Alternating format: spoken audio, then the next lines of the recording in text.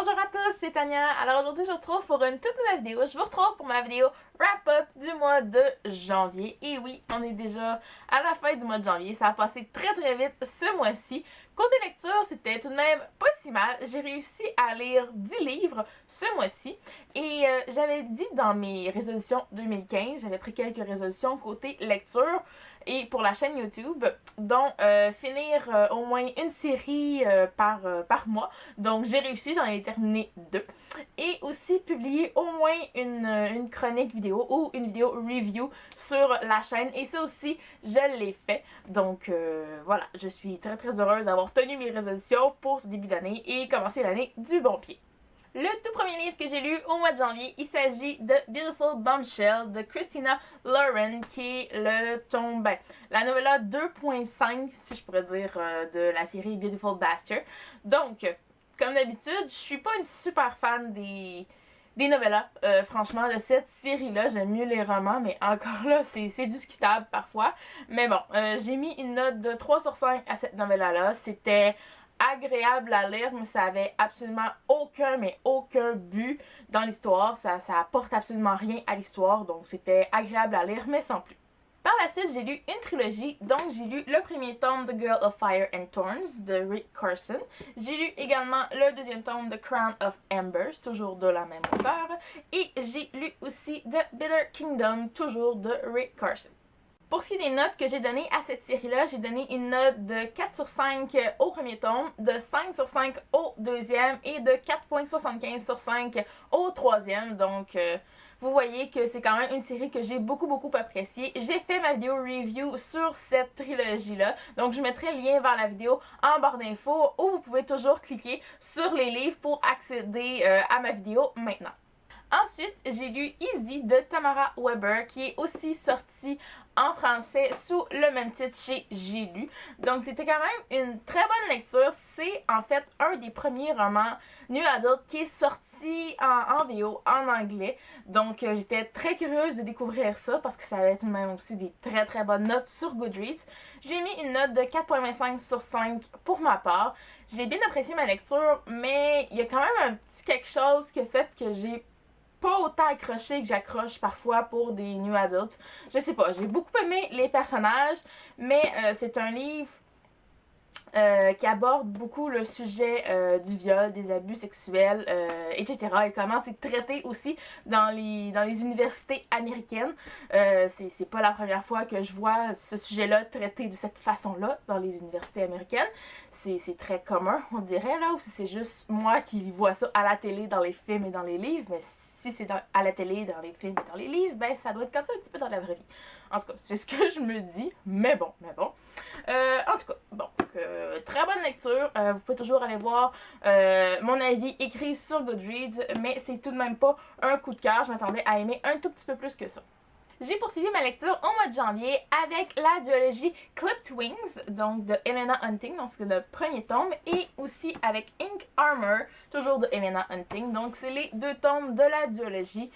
J'ai mis un 4.5 sur 5 sur Goodreads à ces deux tomes-là, tout simplement parce que je trouvais que un livre n'était pas complet sans l'autre. Je sais pas si je m'exprime correctement, mais bon, c'était vraiment incomplet en termes d'histoire parce que on nous laisse sur un cliffhanger ou même c'est même pas un cliffhanger, c'est vraiment une coupure dans le premier tome, ce qui fait qu'il faut absolument aller lire le deuxième tout après parce que bon, c'est ça. Donc j'étais très heureuse d'avoir les deux tomes dans ma pile pour ça.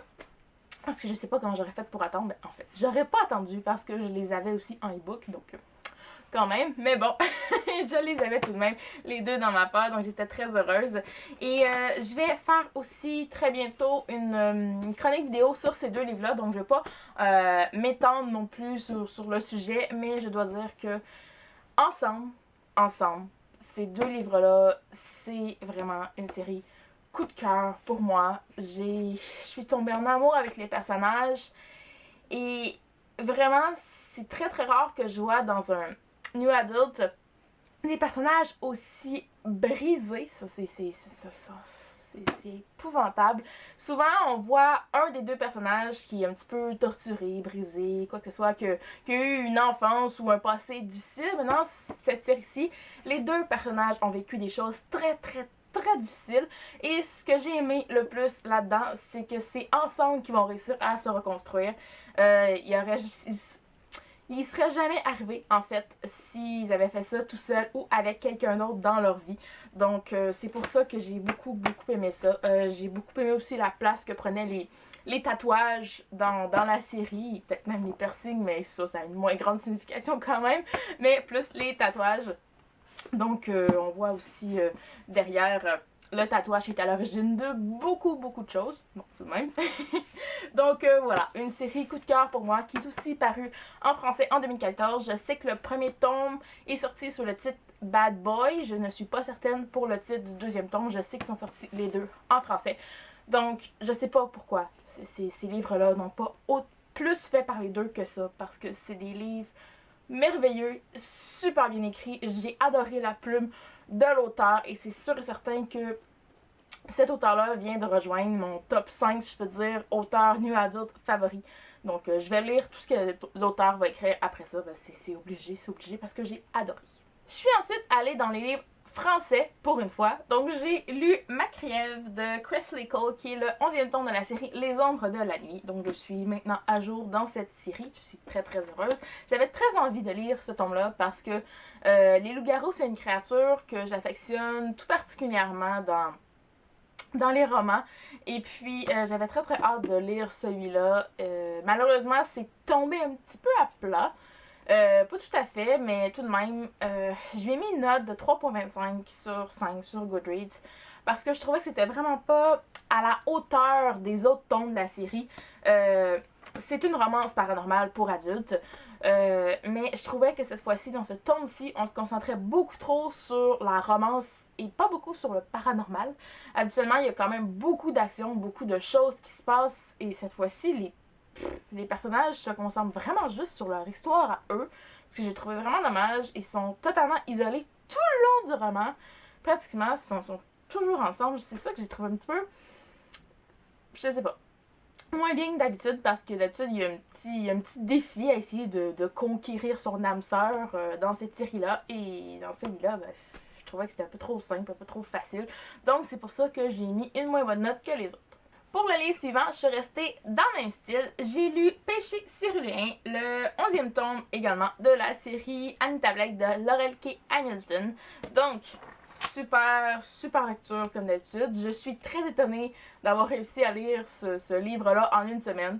Oui, une semaine, c'est beaucoup tout de même pour moi, mais c'est un pavé, il est énorme. Ça paraît peut-être pas en format poche, mais je l'ai aussi en grand format. Énorme.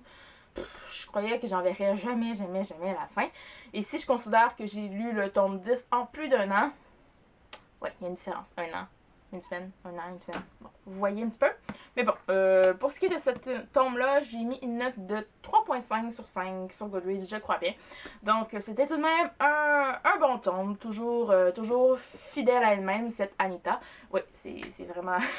Elle est toujours fidèle à elle-même, ça c'est sûr et certain. J'adore son caractère, son franc-parler aussi. C'est vraiment ce que j'aime dans cette héroïne-là. Je l'adore sincèrement. J'ai dit aussi dans ma chronique écrite qu'il y a beaucoup de personnes qui aimaient un petit peu moins la série à partir du tome 10 ou 11. Où est-ce que je suis rendue, en fait? Parce qu'il y a beaucoup trop de scènes de sexe ou de... Bon, il y a une place un peu trop importante pour ça dans le roman, mais j'ai trouvé que c'était pas si pire que ça, franchement. Dans celui-là, il y a peut-être quoi? 3 scènes de sexe? 4? Je dirais plus 3. Mais sincèrement, là, dans un livre de presque 700 pages, 3 scènes de sexe, c'est quand même pas si pire.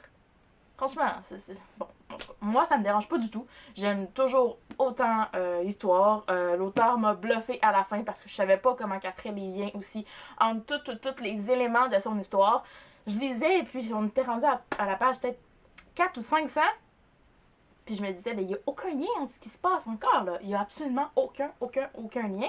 Et puis à la fin, dans peut-être les 200, 150, 200 dernières pages maximum, ben l'auteur fait tous les liens, tout est relié en fait. Et Je sais pas comment il fait ça, mais c'est vraiment super. Donc voilà, j'aime toujours autant la série. Je sais pas quand est-ce que je vais lire le tome 12, mais je crois que je suis bien partie pour cette série-là. Et puis j'ai envie de lire de ce style-là aussi en ce moment. Donc ça devrait être dans un futur assez rapproché. Et finalement, le tout dernier livre que j'ai lu au mois de janvier, il s'agit de Beautiful Redemption de Jamie McGuire, qui est le deuxième tome de la série des frères Maddox, ou de Maddox Brothers, bon, en anglais, si on dit en anglais.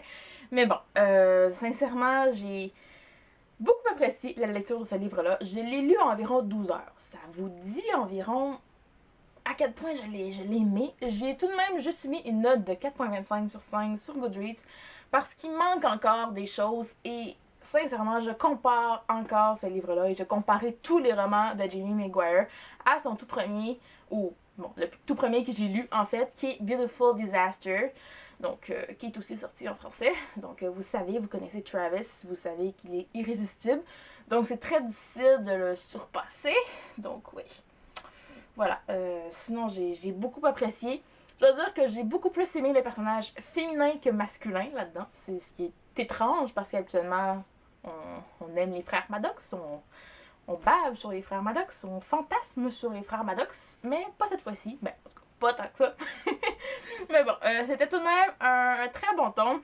Et j'ai aussi revu ma note pour le premier tome de la série parce que je me suis rendu compte que en fait, j'aimais un petit peu moins le premier tome que le deuxième, même si le deuxième était plus...